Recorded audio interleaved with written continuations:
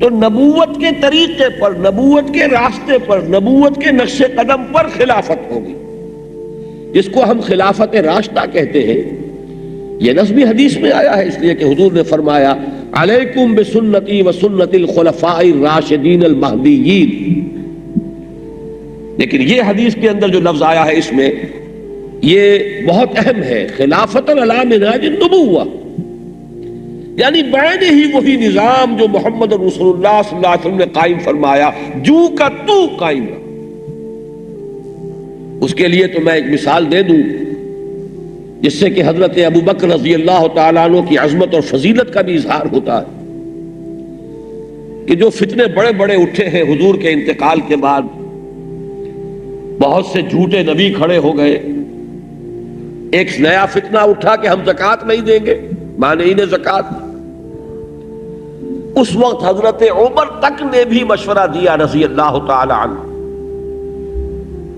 کہ امیر المومنین اس وقت ذرا مصلحت کو دیکھیے، آپ جیسے اسامہ کو بھی نہیں روک رہے، اسے بھی بھیج رہے۔ جو حضور نے لشکر تیار کیا تھا، حضرت ابو بکر نے فرمایا جو لشکر حضور نے تیار کیا ہو میں کیسے روکوں؟ پھر یہ کہ جو لوگ نئی نبوت کے دعوے دار کھڑے ہو گئے، ان سے تو لڑنا ہی لڑنا ہے۔ لیکن یہ معاملہ ذرا ہلکا بھی ہے، اور تیسرا محاذ نہ کھولیے، مسلمانوں کے دل پہلے ہی زخمی ہے حضور کے انتقال کے باعث، لہذا مصلحت کا تقاضا یہ ہے کہ یہ تیسرا محاذ نہ کھولے۔ جو الفاظ کہے تھے حضرت ابو بکر نے وہ آپ کو سنانا چاہتا ہوں۔ ایبدل الدین وانا حی، کیا دین میں ترمیم ہو جائے گی جبکہ میں ابھی زندہ ہوں؟ میرے جیتے جی ایسا نہیں ہو سکتا۔ بلکہ حضرت عمر کو تو رضی اللہ تعالی عنہ ایک طرح کی ڈانٹ پلائی ہے۔ یہ ڈانٹ عمر کو ابو بکر ہی پلا سکتے تھے رضی اللہ تعالی عنہما کہ اے عمر تم جاہلیت میں تو بڑے سخت تھے، یہ اسلام میں تم اتنے نرم کیسے ہو گئے؟ مجھے نرمی کا مشورہ دے رہے ہیں۔ خدا کی قسم اگر کسی نے میرا ساتھ نہ دیا اور مجھے تنہا جانا پڑا تب بھی میں جنگ کروں گا، اور خدا کی قسم اگر لوگ حضور کے زمانے میں زکوٰۃ کے اونٹوں کے ساتھ ان کی رسیاں بھی دیتے تھے، اور اب اگر یہ کہیں گے کہ اونٹ لے جاؤ رسی نہیں دیں گے تب بھی میں جنگ کروں گا۔ اس لیے کہ اتنی ترمیم بھی دین محمد میں صلی اللہ علیہ وسلم ناقابل قبول ہے۔ تو بین ہی وہ نظام کیا تھا، یہ میرا کل کا موضوع ہے۔ وہ نظام تھا کیا؟ آج میں صرف آپ سے یہ عرض کر رہا ہوں کہ یہ دور حقیقت میں ایک ہے، دور نبوت اور دور خلافت علی منہاج النبوہ، بات تو ایک ہی ہوئی، نوعیت کے اعتبار سے فرق نہیں ہے۔ جیسے ما انا علیہ واصحابی بریکٹڈ ہے محمد الرسول اللہ صلی اللہ علیہ وسلم اور صحابہ کرام، محمد الرسول اللہ والذین معہ علیکم بسنتی وسنت الخلفاء الراشدین المہدیین، اس طرح بریکٹڈ ہے۔ اسی طرح حضور کا دور اور دور خلافت علی منہاج النبوہ بریکٹڈ ہے۔ اس لیے فرمایا کہ نبوت کے نقش قدم پر خلافت کا یہ دوسرا دور ہوگا، لیکن یہ دور بھی دائم نہیں ہے، ایک وقت آئے گا یہ بھی ختم ہو جائے گا۔ فَتَكُونُ مَا شَاءَ اللَّهُ أَن تَكُونَ، یہ جاری رہے گا جب تک اللہ چاہے گا کہ جاری رہے، پھر اللہ اسے بھی اٹھا لے گا۔ ثُمَّ تَكُونُ مُلْكًا عَاضًا، پھر تیسرا دور آئے گا اور وہ ہوگا ملوکیت کا دور، بادشاہت کا دور، اور ملوکیت بھی کٹ کھنی، گاٹھ کھانے والی۔ عض یعض کے معنی کاٹنا، دانتوں سے کاٹنا۔ یہ ملوکیت آئے گی، کٹ کھنی ملوکیت۔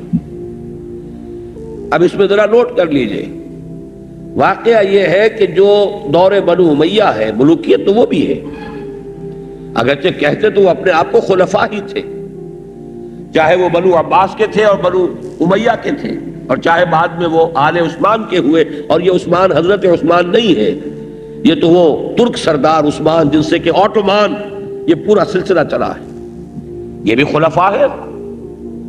لیکن یہ کہ حقیقت میں خلافت علی منہاج النبوہ ختم ہو گئی ہے حضرت علی رضی اللہ تعالیٰ عنہ کے بعد۔ اب تدریجاً ملوکیت کی طرف قدم بڑھا ہے۔ ملوکیت پوری شان و شوکت کے ساتھ تو جا کر دور بنو عباس میں ظاہر ہوئی ہے، جب محل بنے ہیں اور ٹھاٹ جمے ہیں، ورنہ بنو امیہ کے دور میں ابھی عربوں کی جو اصل بدوی حضارت تھی وہ برقرار تھی، لیکن ظلم کا آغاز تو ہو گیا۔ جو کچھ ہوا کربلا میں حضرت حسین ابن علی رضی اللہ تعالی عنہما کے ساتھ اور ان کے ساتھیوں کے ساتھ، جو کچھ ہوا عین حرم مکہ میں عبداللہ ابن زبیر رضی اللہ تعالی عنہما کے ساتھ، جو کچھ ہوا مدینہ منورہ میں واقع حرہ میں، جو سینکڑوں تابعی شہید ہوئے حجاج ابن یوسف کے ہاتھوں، پھر جس طرح محمد ابن قاسم جو یہاں جھنڈا لے کر آ گئے تھے، جیسے بلا کر انہیں شہید کر دیا گیا۔ اور کیوں کر دیا گیا؟ کوئی جرم نہیں تھا سوائے اس کے کہ یہ نوجوان بہت پاپولر ہو گیا ہے۔ اس درجے یہاں ہر دل عزیز ہو گئے تھے محمد ابن قاسم کہ یہاں کے ہندوؤں نے انہیں اوتار مان لیا تھا۔ یہ انسان نہیں ہے، اوتار ہے۔ اتنا نیک اس نوجوانی میں، در جوانی توبہ کردن شیوہ پیغمبریست، لہذا ان کے بت بنا کر پوجنے شروع کر دیے تھے، اپنے مندروں کے اندر بت رکھ لیے تھے۔ وہ تو ظاہر بات ہے ان کی اپنی ایک سوچ ہے، وہ سمجھتے تھے کہ یہ کردار کسی انسان کا ہو ہی نہیں سکتا، یہ تو گاڈ انکارنیٹ ہے، یہ تو در حقیقت اوتار ہے، لہذا اس کو پوجو۔ اس بنیاد پر بلا کر کے کہیں اس کی یہ پاپولیرٹی ہماری حکومت کے لیے خطرہ نہ بن جائے، ملوکیت برداشت نہیں کر سکتی۔ اور بہن واقعہ یہ کہ اس وقت اگر محمد ابن قاسم کو ریکال نہ کر لیا گیا ہوتا تو کوئی عجب نہیں کہ اسی وقت پورا ہندوستان جو ہے وہ دارالاسلام میں داخل ہو جاتا، لیکن وہ قدم رک گئے۔ یہی معاملہ ہوا ہے موسیٰ ابن نصیر کے ساتھ، وہ بوڑھے جرنیل جن کے ایک یوں سمجھیے کہ نوجوان کمانڈر طارق ابن زیاد نے ہسپانیہ کو فتح کیا، کہاں تک وہ جو ہے ایڈوانس جاری تھی، یوں سمجھیے کہ فرانس کے قلب تک مسلمان پہنچ چکا تھا اس وقت۔ شاید 200 میل کا فاصلہ پیرس کا ہے جہاں پہ آخری جو ہے جنگ لڑی گئی، لیکن موسیٰ ابن نصیر کو بھی بلا کر بس یہ ہے کہ جان تو بخشی کر دی گئی اس لیے کہ بوڑھے تھے بہت، لیکن توہین اور تسلیل انتہائی کی گئی۔ تو یہ تو ابھی یوں سمجھیے لچھن ہے ملوکیت کے ابھی آغاز میں، آگے آگے دیکھیے ہوتا ہے کیا۔ پھر جو محل جمے ہیں اور عیش کے ٹھاٹ جمے ہیں، پھر جو کچھ ہوا ہے ان محلات کے اندر جو دنیا میں بادشاہوں کے ہاں ہوتا ہے، تو یہ در حقیقت یہ دور ملوکیت کا دور ہے۔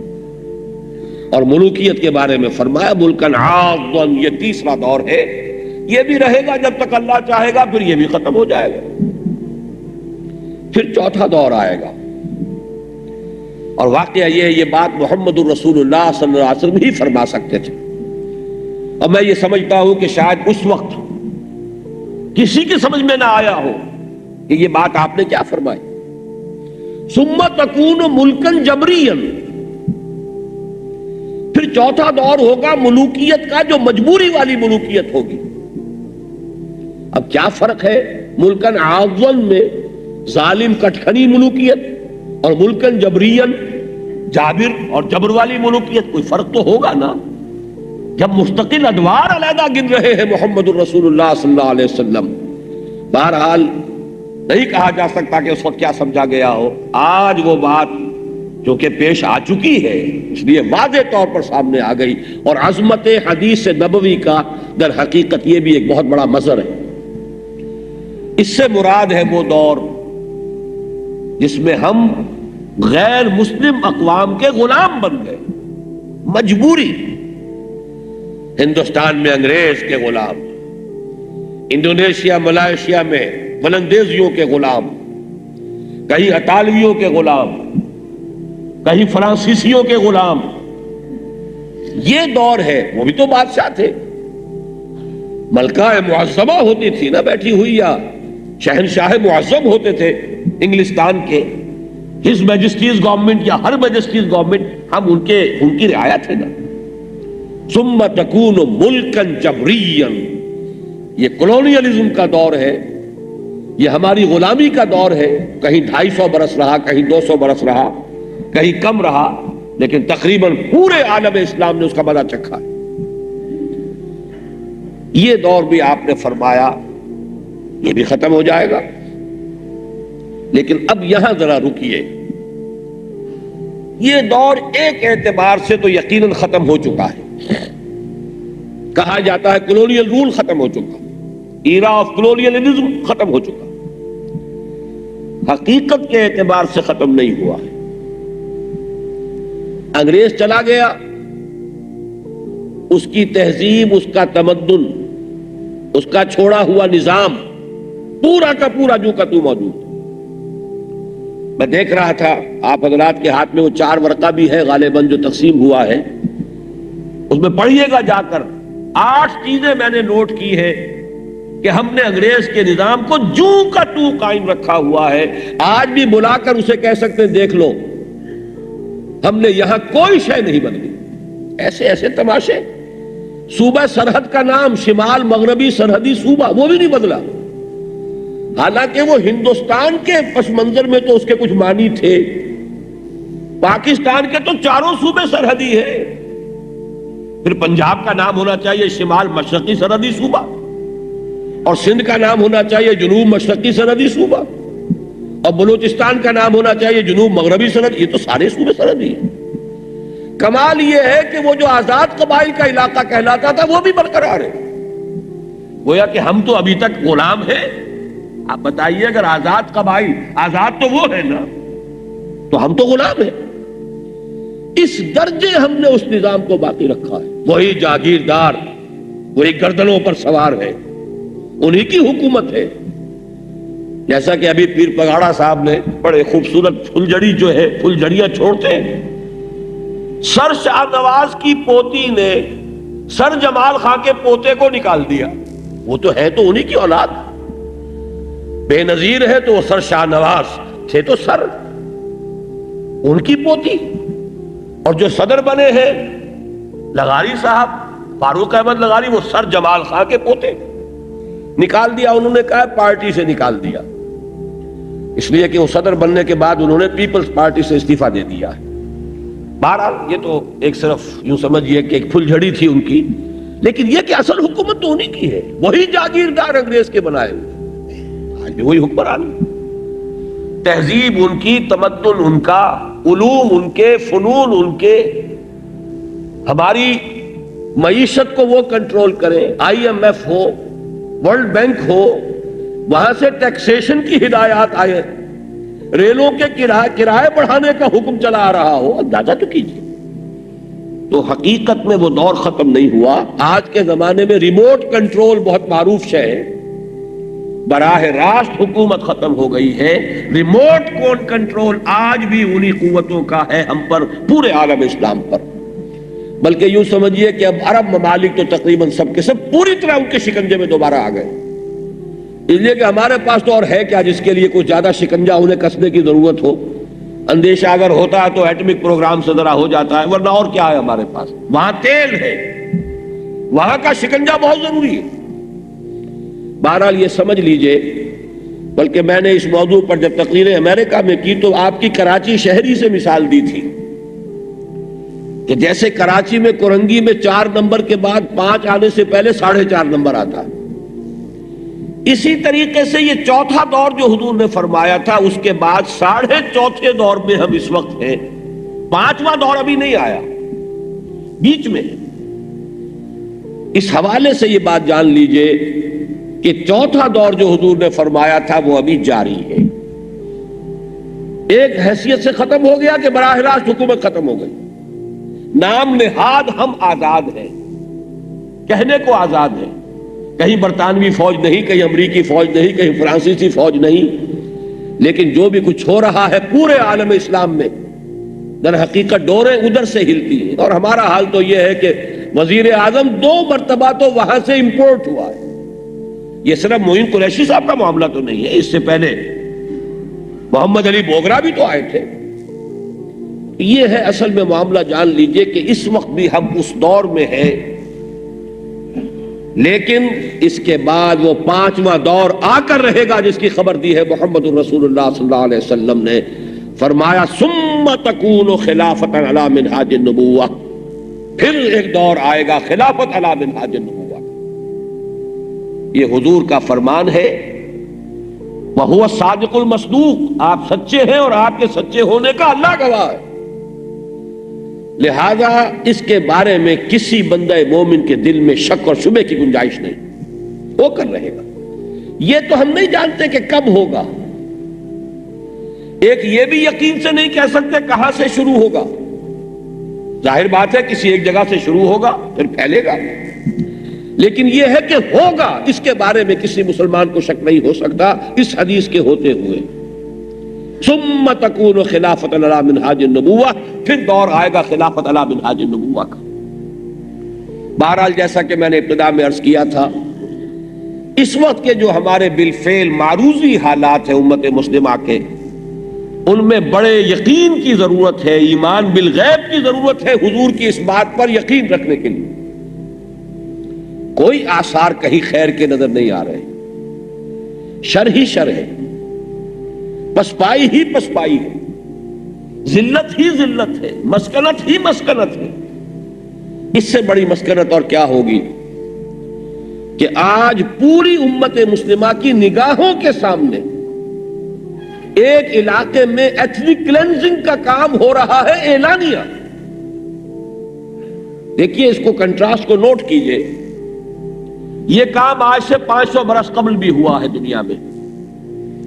ہسپانیہ میں اسی طرح مسلمان کو ختم کیا گیا۔ 1492 میں سقوط غرناطہ، اور اس کے بعد چند سالوں کے اندر اندر اس پورے علاقے کو پاک کر دیا گیا مسلمانوں سے، یا قتل، یا زندہ آگ میں جلا دیے گئے، یا بھیڑوں بکریوں کی طرح جہازوں میں لوڈ کر کے شمالی افریقہ کے ساحل پر ڈمپ کر دیے گئے۔ ایتھنک کلینسنگ، نسلی طور پر کسی ایک نسل سے بالکل پاک کر دینا کسی معاشرے کو، یہ 500 برس پہلے ہو چکا ہے۔ اور نوٹ کر لیجئے اس کو، اسی بر اعظم یورپ کا وہ جنوب مغربی سرا تھا، اور اسی بر اعظم یورپ کا یہ جنوب مشرقی سرا ہے، بوسنیا، بلکان۔ اور یہ معاملہ بوسنیا ہی کا نہیں ہے، یہ تو پورے اس علاقے سے ہوگا۔ اور جو خبریں موجود ہیں حدیث نبوی میں، بہت جلد جو ہے ان کا اصل ٹارگٹ جو ہے وہ استنبول ہوگا۔ یہ خبریں موجود ہیں، احادیث ہیں۔ اصل میں آرمیگڈون جس کا میں نے تذکرہ کیا تھا اس کا آغاز ہو چکا ہے۔ یہ صلیبی جنگ میں نے لکھا بھی ہے اپنے ان مضامین میں جو نوائے وقت میں چھپے، اب کتابی شکل میں آ چکے ہیں۔ سابقہ اور موجودہ مسلمان امتوں کا ماضی، حال اور مستقبل۔ سابقہ امت مسلمہ یہود، موجودہ امت مسلمہ امت محمد صلی اللہ علیہ وسلم، ان کا کیا ماضی ہے، کیا حال ہے، کیا مستقبل ہے، اور مستقبل کے حوالے سے کیا خبریں موجود ہیں احادیث نبویہ کے اندر، پوری تفصیل سے کہ اس وقت در حقیقت ضربت علیہم الذلۃ والمسکنۃ وباؤوا بغضب من اللہ، میری وہ کتاب شروع یہاں سے ہوتی ہے کہ اصل میں تو اس وقت یہ الفاظ ہم پر منطبق ہوتے ہیں، یہود پر تو ہوتے ہی نہیں۔ وہ تو کل 14 ملین ہے، 1,40,00,000 پوری دنیا میں، لیکن ان کا دبدبہ، ان کے اثرات، ان کا نفوذ فرنگ کی رگے جہاں پنجے یہود میں ہے۔ جب اقبال نے یہ شعر کہا تھا اس وقت فرنگ سے مراد تھا برطانیہ، اور آج اس فرنگ کا سب سے بڑا مصداق امریکہ ہے، یا صحیح تر الفاظ میں west, white Anglo Saxon Protestants, یہ در حقیقت زائنسٹ ان کے اوپر سوار ہے۔ تو آپ اندازہ تو کیجئے، آج تو ان کا ملک بن گیا ہے۔ تمام عرب ممالک وہ لا کے بٹھا لیے گئے، اور کہاں بٹھائے گئے؟ میڈرڈ میں۔ اس سے پہلے کبھی کوئی بین الاقوامی کانفرنس میڈرڈ میں سنی آپ نے؟ کبھی جنیوا میں ہوتی تھی۔ اسی لیے اقبال نے کہا تھا نا، تہرا ہو اگر عالم مشرق کا جنیوا، شاید قرائے عرض کی تقدیر بدل جائے۔ تو اصل میں تو انٹرنیشنل کانفرنسز ہوتی تھی تو جنیوا میں ہوتی تھی، اور یہ جو ہوئی ہے عرب اسرائیل پیس ٹاکس، بعد میں بھی تو سارے راؤنڈ جو ہے وہ واشنگٹن میں ہوئے ہیں، اب قاہرہ میں ہو رہا ہے اس وقت۔ یہ پہلا میڈرڈ میں کیوں ہوا، کبھی نوٹ کیا آپ نے؟ تاکہ عربوں کو آ کر بٹھایا جائے اور دکھایا جائے یہ ہے تمہارا مزار، یہ ہے تمہارا قبرستان، یہاں سے تم نکالے گئے تھے، یہاں تم نے 800 برس تک حکومت کی تھی، جہاں سے تمہارا نام و نشان ختم کیا گیا۔ 1992 is the year of Spain. میں نے اس سے پہلے بھی کئی مرتبہ اس کا حوالہ دیا ہے. یہ نیوز ویک کی کور سٹوری تھی.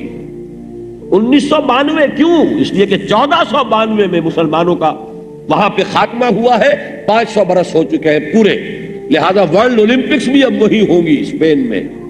اور دلہن کی طرح سجایا گیا پورے ہسپانیہ کو اور لا کر وہاں بٹھایا گیا. رونے اب دل کھول کر ہے دیدہ خون آباد، وہ نظر آتا ہے تہذیب حجازی کا مزار. آؤ یہاں. یہ جو ذلت اور رسوائی ہے در حقیقت یہ تو آج امت مسلمہ پر مسلط ہے. ضربت علیہم الذلۃ والمسکنۃ وباؤوا بغضب من اللہ.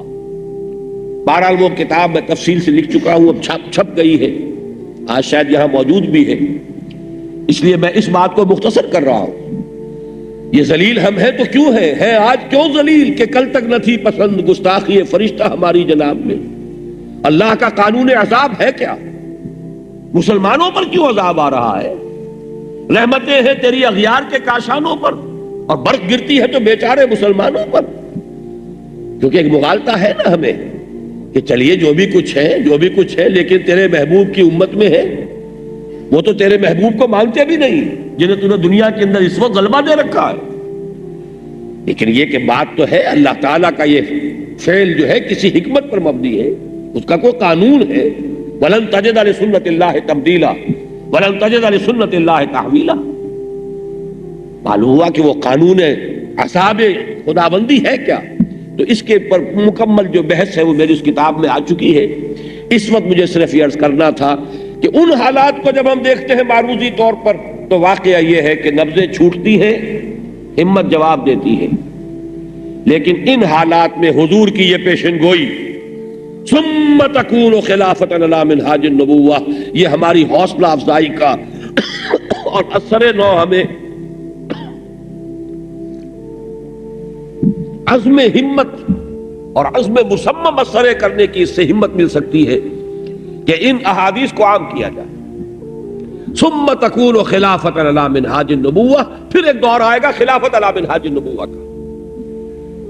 اس خوشخبری پر ایک اور خوشخبری کا اضافہ ہے اور وہ یہ ہے کہ اب جب یہ آئے گی خلافت دنیا میں دوبارہ تو یہ کسی ایک خطے، ایک ملک، ایک علاقے میں محدود نہیں رہے گی. پورے کرۂ ارضی کے اوپر، پورے عالم انسانیت پر یہ نظام قائم ہوگا. بحالات موجودہ جیسا کہ میں نے عرض کیا، اول تو خلافت کے نظام کا قیام ہی بہت دور کی بات، پھر ورلڈ ڈومینیشن، گلوبل ڈومینیشن، اب خلافہ علی منہاج النبوہ. یہ تو حضور نے فرمایا ہے صلی اللہ علیہ وسلم، ہمیں ماننا ہے، ورنہ یہ ہے کہ حالات کے اعتبار سے تو بات سمجھ میں آنے والی نہیں. لیکن میں آپ کو بتا دینا چاہتا ہوں کہ یہ 4 اعتبارات سے یہ بات صحیح ہے. پہلی بات یہ کہ قرآن مجید سے بھی اگرچہ صراحتاً یہ موجود نہیں ہے قرآن میں، لیکن جسے ہم کہتے ہیں انفر کرنا، منطق میں صغرا کبرا جوڑ کر نتیجہ نکالا جاتا ہے. صغرا کبرا اس پروپوزیشن کے قرآن مجید میں موجود ہے، نتیجہ حدیث میں بیان کیا گیا. یہ بھی قرآن اور حدیث کے ایک ربط کو اس حوالے سے سمجھ لیجئے. بہت سی چیزیں جو قرآن مجید میں مضمر ہیں، چھپی ہوئی ہیں صحیح، ان کو واضح کر کے بیان کرنا یہ حضور صلی اللہ علیہ وسلم کا فرض منصبی ہے. وَنَزَّلْنَا إِلَيْكَ الذِّكْرَ لِتُبَيِّنَ لِلنَّاسِ مَا نُزِّلَ إِلَيْهِمْ. اے محمد صلی اللہ علیہ وسلم، ہم نے اس ذکر کو آپ پر نازل کیا ہے تاکہ جو کچھ انسانوں کے لیے ہم نے نازل فرمایا ہے اسے آپ واضح کریں. واضح کرنے کا مطلب کیا ہوتا ہے؟ کوئی شے مضمر ہے، چھپی ہوئی ہے، اسے کھول کر آپ بیان کریں. تو قرآن میں یہ چیز مضمر ہے، چھپی ہوئی، صغرا کبرا کی شکل میں موجود ہے. وہ کیا ہے صغرا کبرا؟ وہی آیت نوٹ کر لیجئے جو میں نے ابھی آپ کو سنائی تھی کہ حضور کا مقصد بعثت غلبہ دین. 3 جگہ قرآن میں یہ الفاظ آئے، سورہ صف، سورہ توبہ، سورہ فتح. شوشے تک کا فرق نہیں ہے. هو الذی ارسل رسولہ بالہدی ودین الحق لیظہرہ علی الدین کلہ. وہی ہے اللہ جس نے بھیجا اپنے رسول کو صلی اللہ علیہ وسلم الہدا یعنی قرآن حکیم اور دین حق یعنی اسلام دے کر، تاکہ غالب کرے اسے کل کے کل نظام دین پر، تمام ادیان پر۔ نتیجہ نکال لیجئے صغرا کیا ہے؟ حضور کا مقصد بعثت ہے غلبہ دین۔ کبرا کیا ہے؟ 5 جگہ پر قرآن میں آیا ہے مختلف الفاظ میں کہ حضور کی بعثت پوری نوع انسانی کے لیے ہے، صرف عربوں کے لیے نہیں تھی۔ سب سے نمایاں جو ہے یہ مضمون آیا سورہ سبا میں، آیت نمبر 28، وَمَا أَرْسَلْنَاكَ إِلَّا كَافَّةً لِلنَّاسِ بَشِيرًا وَنَذِيرًا، اے محمد ہم نے آپ کو نہیں بھیجا ہے مگر پوری نوع انسانی کے لیے بشیر و نذیر بنا کر۔ جوڑ لیجئے اس کو۔ حضور کا مقصد بعثت اس وقت مکمل ہوگا جب کل عالم انسانیت پر اللہ کا دین غالب ہو جائے۔ جب تک یہ مقصد حاصل نہیں ہوا، ہنوز حضور کا مقصد بعثت شرمندہ تکمیل ہے۔ اور کیسے ممکن ہے کہ محمد الرسول اللہ صلی اللہ علیہ وسلم کا مقصد بعثت مکمل نہ ہو؟ لہذا پورے عالم ارضی پر، پورے عالم انسانیت پر اللہ کا دین جو محمد الرسول اللہ لے کر آئے وہ غالب ہو کر رہے گا، اسی کا نام خلافت ہے۔ تو صغرا اور کبرا قرآن میں ہے، نتیجہ آپ کو نکالنا ہے۔ اب آئیے صریح احادیث۔ 2 حدیثیں اتنی صریح، اتنی صاف، بار بار پہلے بھی بیان ہوئی ہیں، اب بہرحال ایک سلسلے میں چونکہ تمہیداً گفتگو یہ ہو رہی ہے تو میں ان کو دہرا رہا ہوں۔ حضرت ثوبان رضی اللہ تعالیٰ عنہ سے مروی روایت، مسلم شریف کی روایت، صحیحین میں کی ایک صحیح مسلم کی روایت۔ حضور فرماتے ہیں ان اللہ زوالی الارض، اللہ نے میرے لیے زمین کو لپیٹ دیا یا سکیڑ دیا۔ فرائے تو مشارقہا و مغاربہا، تو میں نے اس زمین کے سارے مشرق بھی دیکھ لیے، سارے مغرب بھی دیکھ لیے۔ وَإِنَّ أُمَّتِي سَيَبْلُغُ مُلْكُهَا مَا زُوِيَ لِي مِنْهَا، اور سن رکھو میری امت کی حکومت ان تمام علاقوں پر قائم ہو کر رہے گی جو مجھے زمین کو سکیڑ کر یا لپیٹ کر دکھا دیے گئے۔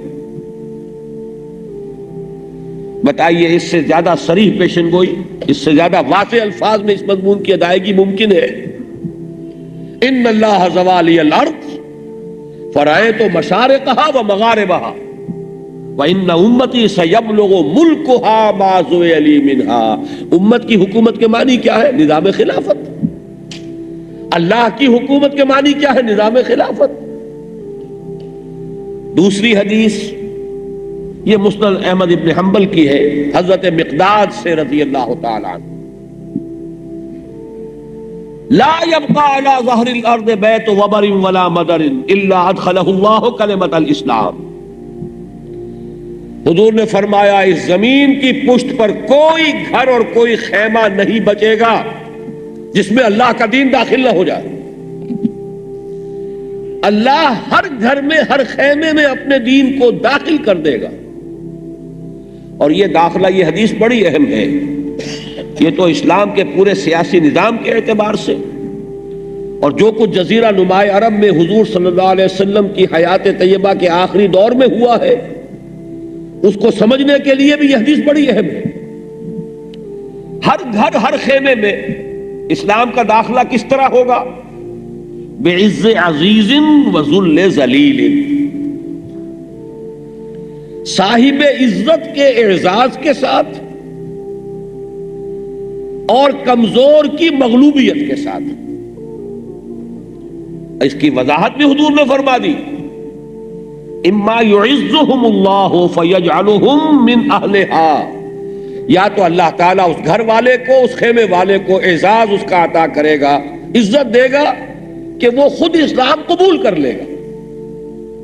جب اسلام قبول کر لیا، وَلِلَّهِ الْعِزَّةُ وَلِرَسُولِهِ وَلِلْمُؤْمِنِينَ وَلَكِنَّ الْمُنَافِقِينَ لَا يَفْقَهُونَ، لا يعلمون، عزت تو اللہ کے لیے ہے اور اس کے رسول کے لیے ہے اور اہل ایمان کے لیے۔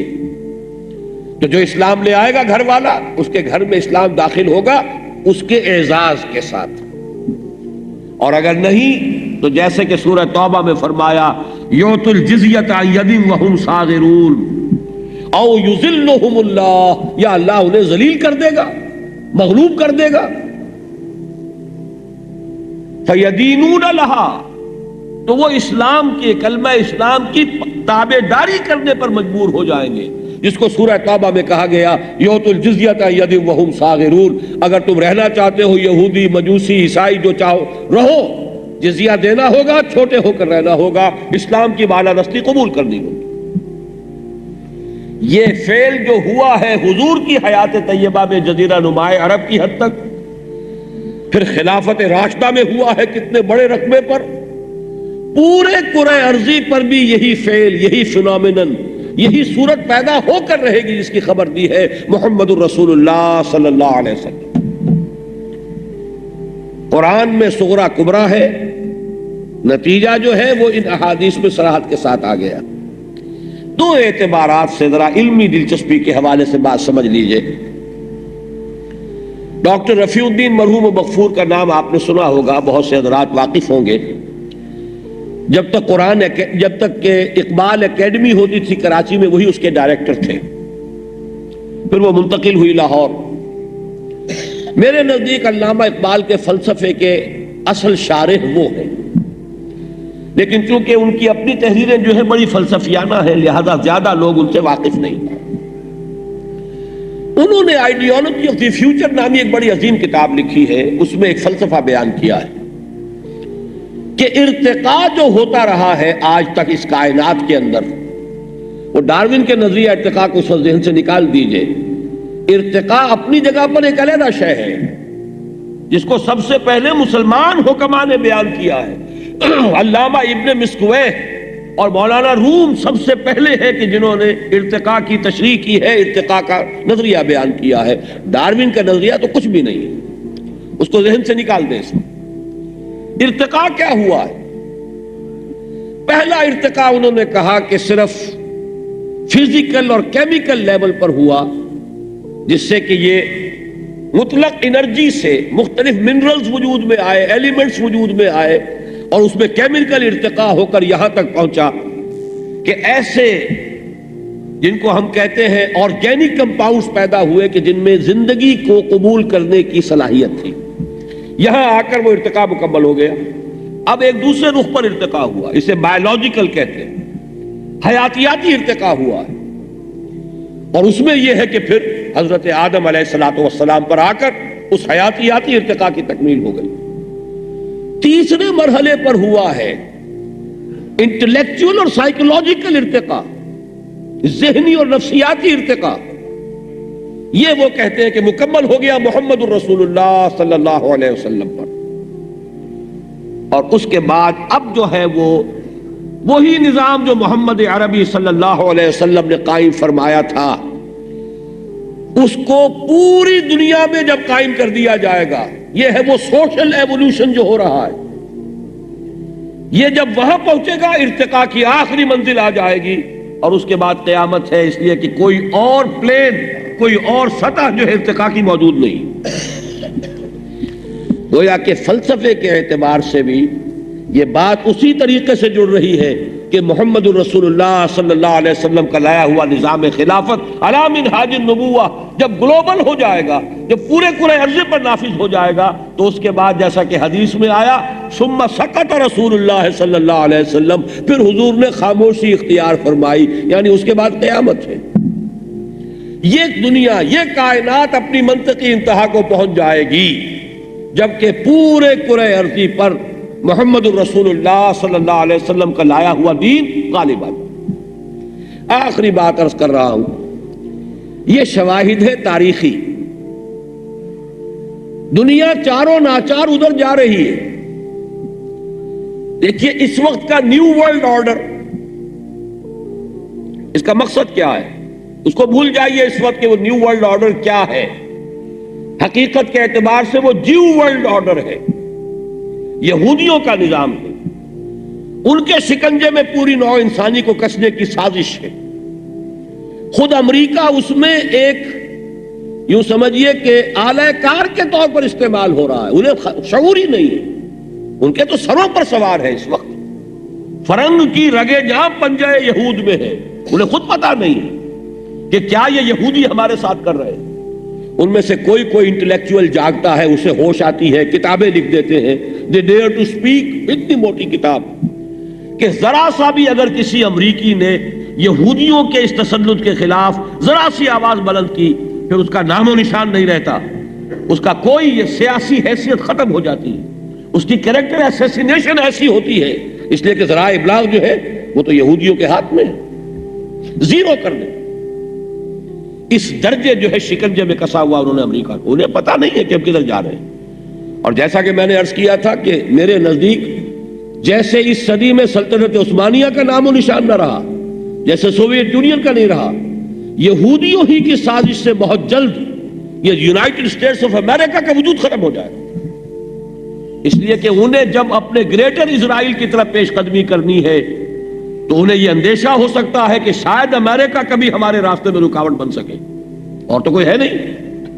لہذا وہ اس کے پہلے ٹکڑے کر کے پھر آگے بڑھے.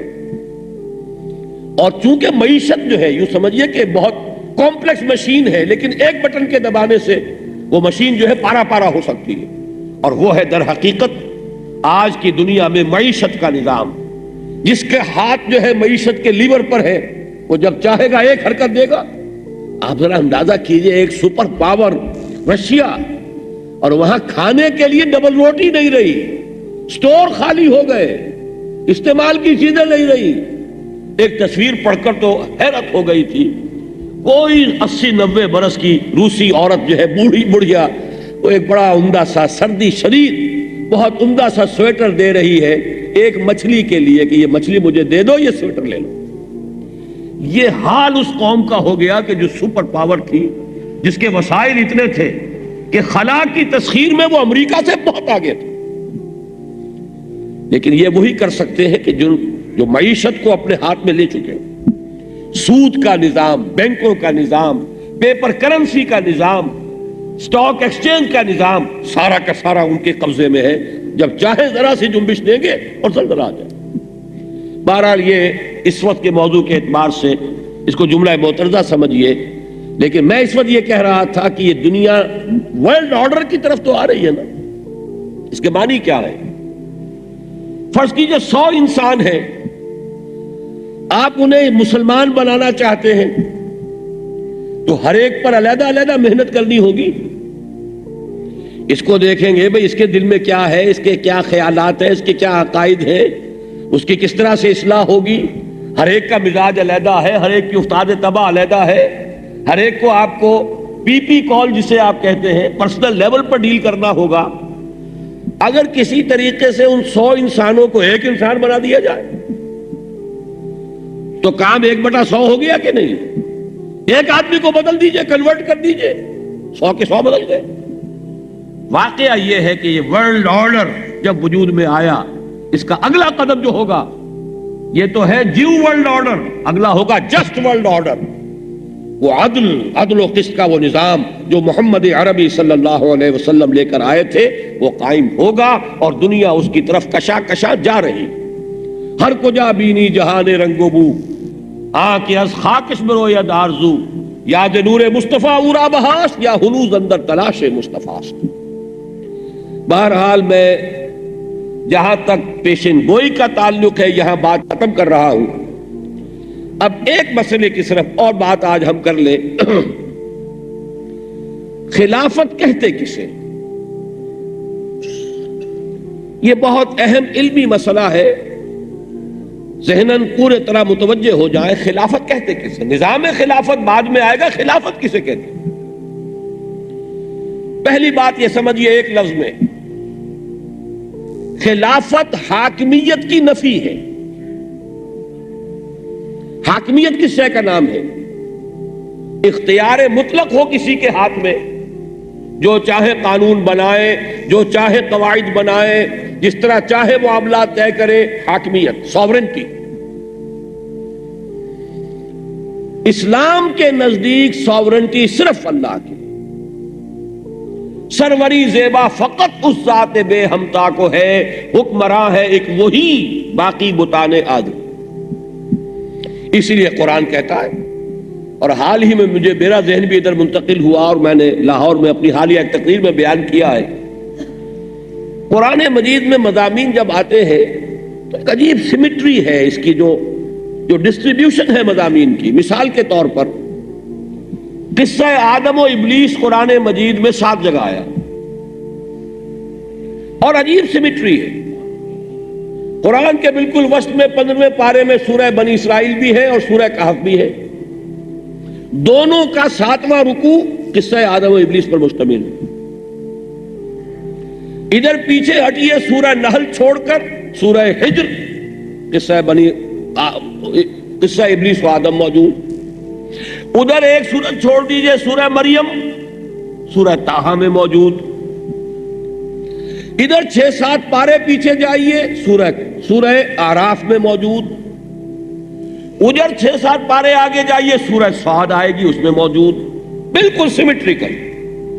البتہ ایک جو ہے جو مدنی صورت ہے سورہ بقرہ، وہ ایڈیشنل ہے، اس کے بدل میں وہاں کوئی موجود نہیں۔ باقی 6 صورتیں مکی ہیں اور وہ بڑی سیمیٹری کے ساتھ جو ہے قرآن مجید کے اندر ڈسٹریبیوشن ہے اس واقعے کی۔ یہی معاملہ ہے اس الوہیت اور اللہ تعالیٰ کی حاکمیت کا۔ سورہ بنی اسرائیل میں فرمایا لم یکن لہ شریک فی الملک،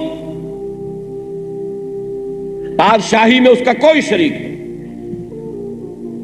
سورہ کہف میں فرمایا لا یشرک فی حکمہ احدا، اپنے حکم اور حکومت کے اختیار میں وہ کسی کو شریک نہیں کرتا۔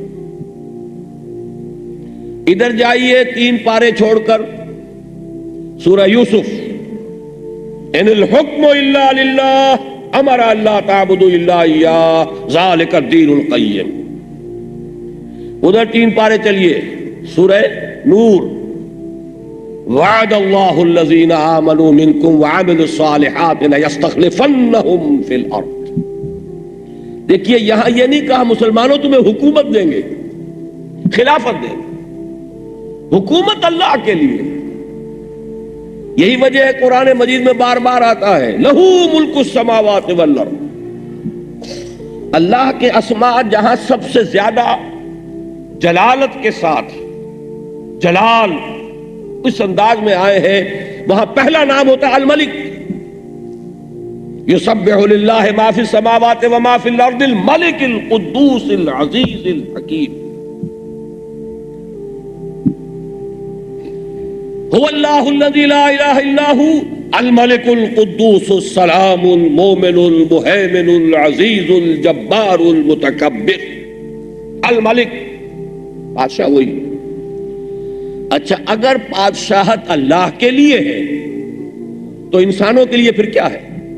بس یہ ہے، انسانوں کے لیے خلافت ہے۔ اس خلافت اور بادشاہت کا تعلق ہم لوگوں کو بڑی آسانی سے سمجھ میں آ سکتا ہے، اس لیے کہ تقریباً 50 برس پہلے ہم انگریز کے غلام تھے۔ سوورن کون ہوتا تھا؟ بادشاہ یا ملکہ تخت انگلستان پر براجمان۔ دلی میں کون ہوتا تھا؟ وائس رائے۔ اس کے وائس رائے ہونے کے معنی کیا تھے؟ جو حکم آئے گا اصل سوورن کا، اس کی تو جوں کی تو تنفیذ کرنی ہوگی، اس میں کوئی رد و بدل وائس رائے نہیں کر سکتا، اس لیے کہ اصل حاکم تو وہ ہے۔ لیکن جہاں کوئی حکم جو ہے اس اصل حاکم کا نہیں ہے، وہاں وہ اپنی ججمنٹ، اپنی رائے، اپنی مصلحتوں کو دیکھ کر کوئی فیصلہ کر سکتا۔ بیان ہی یہی خلافت کا مفہوم ہے۔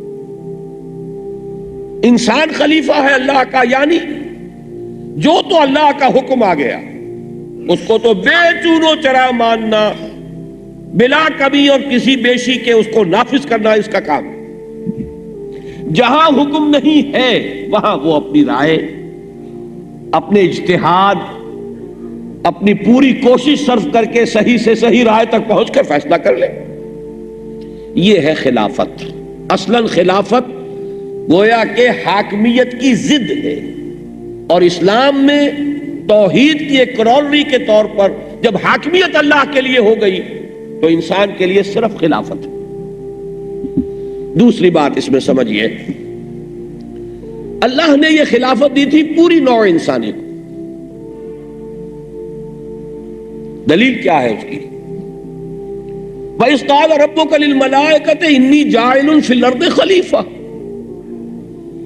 حضرت آدم علیہ السلام کو خلافت دی گئی، گویا کہ ان کی پوری نسل جو ہے اس کو خلافت عطا کر دی گئی۔ نسل آدم کل کی کل خلافت خداوندی کی مستحق ہے۔ تیسری بات اگر آپ سمجھ لیں آج، تو کل کی میری ایک بحث بہت آسان ہو جائے گی،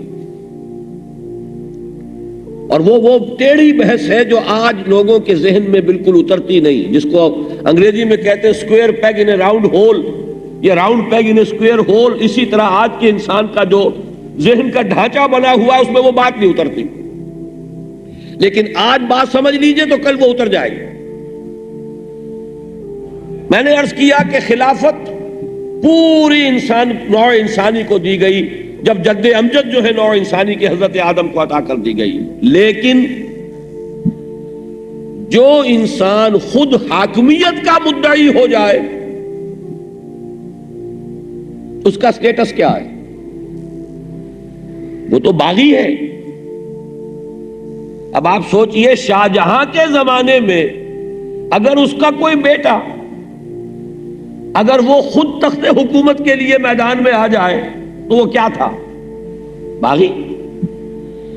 باغی کی اصل سزا تو یہ کہ قتل کیا جائے، سولی چڑھا دیا جائے، کیفر کردار کو پہنچایا جائے۔ لیکن چلیے اس وقت کی بحث کو یہاں تک سمجھ لیجئے، کم سے کم حق خلافت سے محروم ہو گیا۔ جو حاکمیت کا مدعی ہو جائے گا وہ حق خلافت سے محروم ہو گیا، اس لیے کہ اس کی حیثیت باغی کی ہے۔ کیا منطقی نتیجہ نکلا؟ خلافت اب صرف ان لوگوں کا حق ہے جو اللہ کو اپنا حاکم مانے اور خود اس کے محکوم بن کر رہنے کے لیے تیار ہو۔ گویا کہ اب خلافت صرف مسلمانوں کا حق ہے۔ یہ تین باتیں اچھی طرح سمجھ لیجئے، یہ گویا کہ خلافت کی اصل ہے، اس کا فلسفہ ہے۔ ایسنشلی، بیسیکلی، فلسفیکلی خلافت کیا ہے؟ حاکمیت کی نفی، وائس جیرنسی ہے۔ اللہ نے یہ دی پوری نوع انسانی کو، لیکن نوع انسانی میں سے جو خود حاکمیت کے دعوے دار بن جائے۔ فرعون نے کیا کہا تھا؟ الیس لی ملک مصر، مصر کی بادشاہت میری ہے۔ باغی قرار پایا کہ نہیں؟ اذهب الى فرعون انه طغى، یہ تو طغیانی سرکشی بغاوت پر آمادہ ہو گیا۔ وہ فرعون ہو، نمرود ہو، یا اب ذرا تیار ہو جائیں پوری قوم ہو، پاپولر ساورنٹی۔ جیسے پرسنل ساورنٹی کفر ہے، شرک ہے، ایسے ہی پاپولر ساورنٹی، قوم کی حاکمیت، یہ بھی کفر ہے اور شرک ہے۔ بیسیکلی کوئی فرق نہیں، بغاوت ہے اللہ کے خلاف۔ میں تو مثال دیا کرتا ہوں، بہت سے حضرات کے علم میں ہوگی، کہ فرعون اور نمرود کو یوں سمجھیے کہ اس کے سر پر ٹنوں نجاست کا بوجھ تھا۔ آج جمہوریت کے دور میں وہ تولا تولا ماشا ماشا ہر آدمی کو دے دی گئی، نجاست تو نجاست ہی رہے گی۔ انسانی حاکمیت کفر ہے، انسانی حاکمیت کا تصور شرک ہے۔ وہ چاہے ایک شخص کے سر پر رکھا ہوا ہو حاکمیت کا تاج، یا آپ پوری نوع انسانی، پوری قوم کے اوپر وہ رکھ دیں، نجاست تو نجاست رہے گی۔ اس اعتبار سے اب یہ خلافت صرف ان لوگوں کا حق ہے کہ جو اللہ کی فرما برداری اختیار کریں۔ گویا کہ اب خلافت مسلمانوں کی ہے، اس میں غیر مسلم شریک نہیں۔ اب اگلی بات سمجھیے، خلافت کی عملی تنفیذ میں دو اعتبارات سے تبدیلی آئی ہے، لیکن دونوں کا نتیجہ ایک جگہ آ کر یکجا ہو گیا ہے۔ پہلی بات کیا ہے؟ جب تک نبوت کا سلسلہ جاری تھا، نبی شخصاً خلیفہ تھا۔ کیوں؟ کہ وائرلیس کنیکشن ہے نبی کا۔ وائس رائے جو ہے دہلی میں، اگر اس کا وائسرائے جو بھی ملکہ برطانیہ یا شاہ برطانیہ ہے اس کے ساتھ وائرلیس کنیکشن ہے، جو حکم آ رہا ہے اس کو آ رہا ہے، لہذا یہ ذاتی شخصی حیثیت میں وائسرائے ہے۔ نبی کے پاس اللہ کا حکم آ رہا ہے براہ راست وحی کے ذریعے سے، لہذا نبی ہی خلیفہ ہے۔ یہ بات ذرا اچھی طرح سمجھ لیجئے۔ یہی وجہ ہے عربی زبان سے اتنی شدت تو بہت سے حضرات کو ہوگی، یا داود انا جعلناک خلیفتن فی الارض، کا یہ ضمیر جو ہے واحد کی ہے، اے داؤد ہم نے تمہیں شخصی طور پر، ذاتی طور پر خلیفتن، واحد ہے، ایک خلیفہ بنایا ہے زمین میں۔ معلوم ہوا جب تک نبوت جاری تھی خلافت شخصی تھی، نبی خلیفہ تھا، یعنی خلافت خدابندی کا نظام نبی جو ہے وہ چلاتا تھا، اور اسی کے ذریعے سے وہ نظام امپلیمنٹ ہوتا تھا، نافذ ہوتا تھا۔ یہ سلسلہ کب تک جاری رہا؟ بنی اسرائیل کے بارے میں ایک بڑی پیاری حدیث ہے حضور کی، کانت بنو اسرائیل تسوسہم الانبیاء کلما ہلک نبی خلفہ نبی۔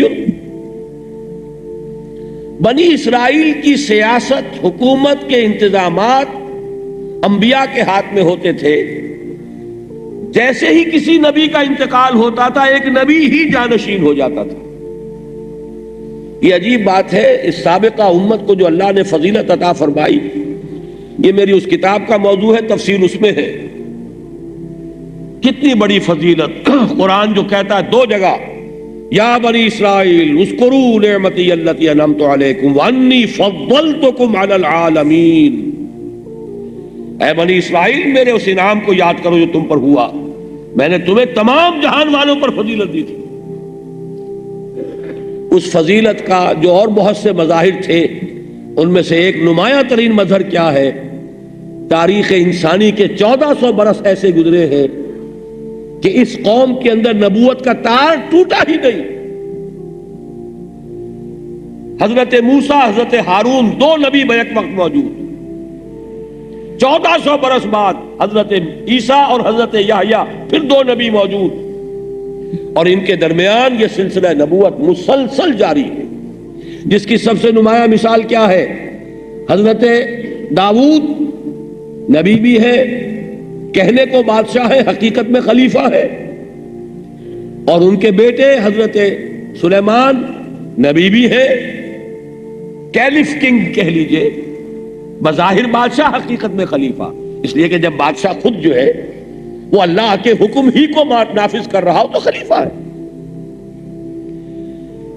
یہی معاملہ ہے، اب سمجھ لیجئے خود حضور کی زندگی میں لفظ خلیفہ کیوں استعمال نہیں ہوا؟